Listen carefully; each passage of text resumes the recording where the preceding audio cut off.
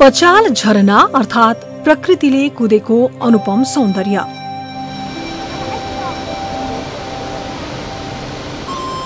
यसका प्रत्येक बुँदमा इन्द्रेणी भर्ने तागत छ।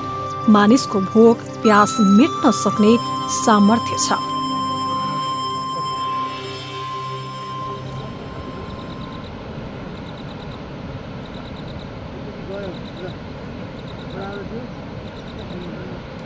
आकाशबाट हेर्नुस् या पातालबाट, बसेर हेर्नुस् या उठेर, यसभित्र मन, मुटु र मस्तिष्क एकाकार बनाउने अलौकिक क्षमता छ।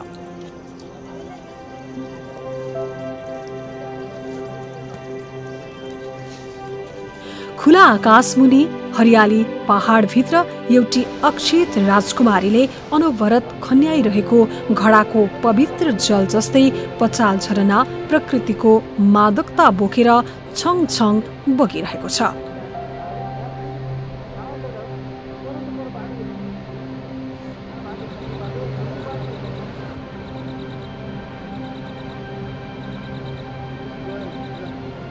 संगीतका विद्यार्थीहरूले झरनाको झन्कारभित्र संगीतको 7 सुर भेट्याउँछन्। कलाका पारखीले 7 रङ्गे इन्द्रेणी पाउँछन्।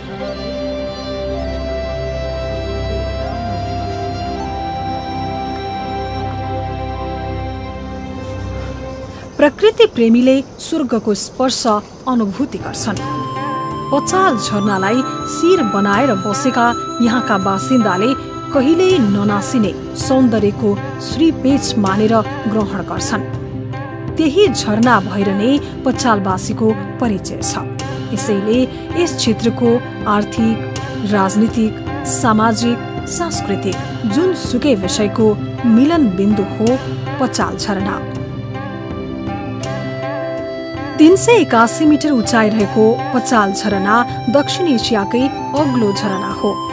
कर्णाली प्रदेशको कालीकोट जिल्लामा अवस्थित पचाल झरना देशका 100 पर्यटकीय गन्तव्य मध्ये 64औं नम्बरको प्राथमिकतामा पर्नुले पनि यसको महत्त्व प्रमाणित हुन्छ।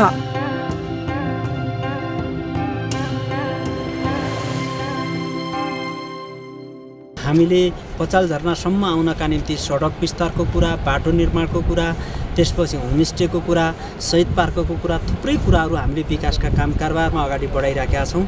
र अहिले पनि खास गरी प्रदेश सरकारबाट केही सम्बोधन भएको छ बजेटिङका हिसाबले, सङ्घीय सरकारबाट पनि केही बजेटिङ भएको छ। त्यो सबै बजेटहरूलाई तीव्रतर विकासमा कसरी सदुपयोग गर्ने, राम्रो ढङ्गले यहाँका समग्र विकास निर्माणका कामहरू, भौतिक पूर्वाधारका कामहरू कसरी सम्पन्न गर्ने भन्ने सोचिराखेका छौँ। कर्णाली प्रदेशको राजधानी वीरेन्द्रनगर सुर्खेतबाट दैलेखको तल्लो ढुङ्गेश्वर, टुली बगर, राखम हुँदै कर्णाली नदीको तिरैतिर कालीकोटको जिते बगर पुगिन्छ। जिते बगरबाट झोलुङ्गे पुल पार गरेर सुरु हुन्छ पचाल झरनाको यात्रा।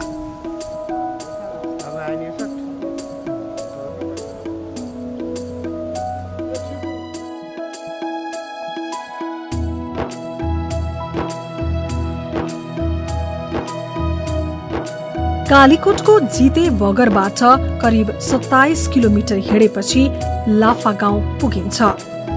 कर्णाली नदीको किनारमा रहेको लाफा गाउँ पचाल झरनाबाट बगेका नदी लाफागाड र कर्णाली नदीको दोबानमा पर्छ। पचाल झरनाबाट सुसेली हाल्दै बगेको पानीको वेग नै लाफागाडमा अनुवाद हुन्छ।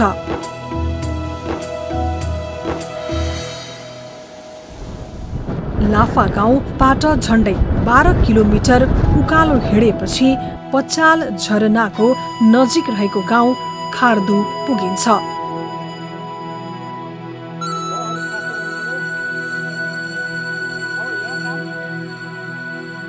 स्याउको उर्वर भूमि खार्दुमा स्थानीय सरकारको पहलमा अतिथिहरूको सत्कारका लागि होमस्टे सञ्चालित छ।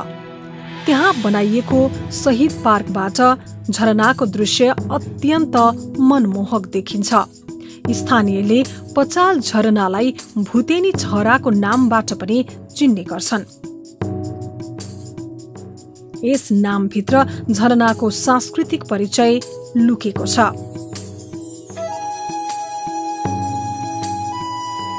पचालु नामका देवता भूत भूतेनीसँग संघर्ष गर्दा लुकेर बस्ने स्थानका रूपमा यो ठाउँ परिचित थियो। झरनामा पचालु देवताको बास बसेका कारण कालान्तरमा पचाल छहरो नामकरण भएको बुढापाकाहरूको मत छ।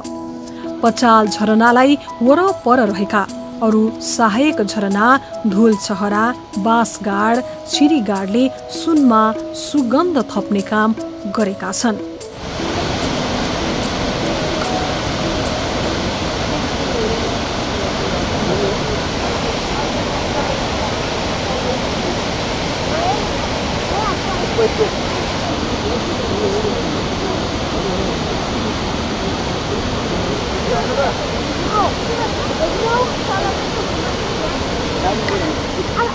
पचाल झरना गाउँपालिकामा नै रहेको बैयाल झरना अर्को आकर्षण बनेर रहेको छ।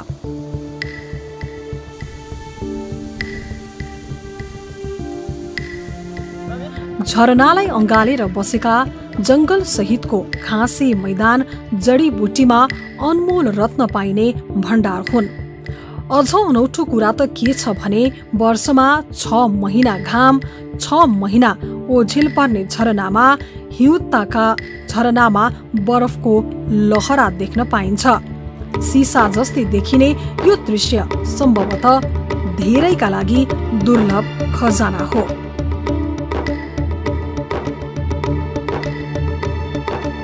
वसन्त ऋतुमा गुराँसले वन फुल्दा झरना बेहुली बनेर घुम्टो उठाउन पुग्छिन्।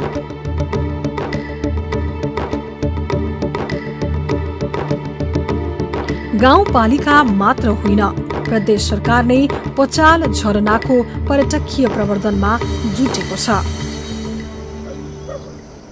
प्रदेश स्थानीय तह सङ्घले मिलेर अब त समृद्धिका बाटाहरू खोज्नु पर्यो।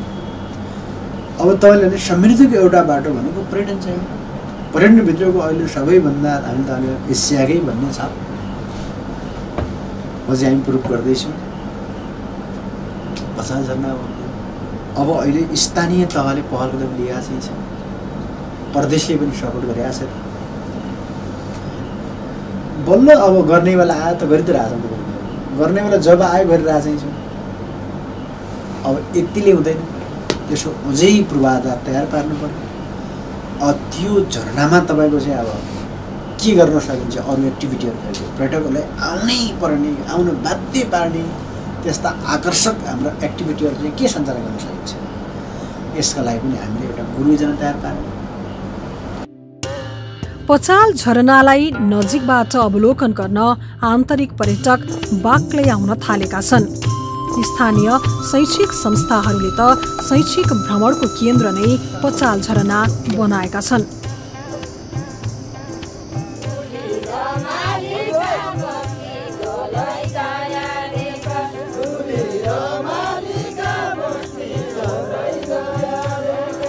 प्रदेश तथा स्थानीय सरकारले नै पर्यटन प्रवर्धनको पहिलो प्राथमिकता राखेपछि यसको बहुआयामिक विकास हुनेमा दुई मत छैन।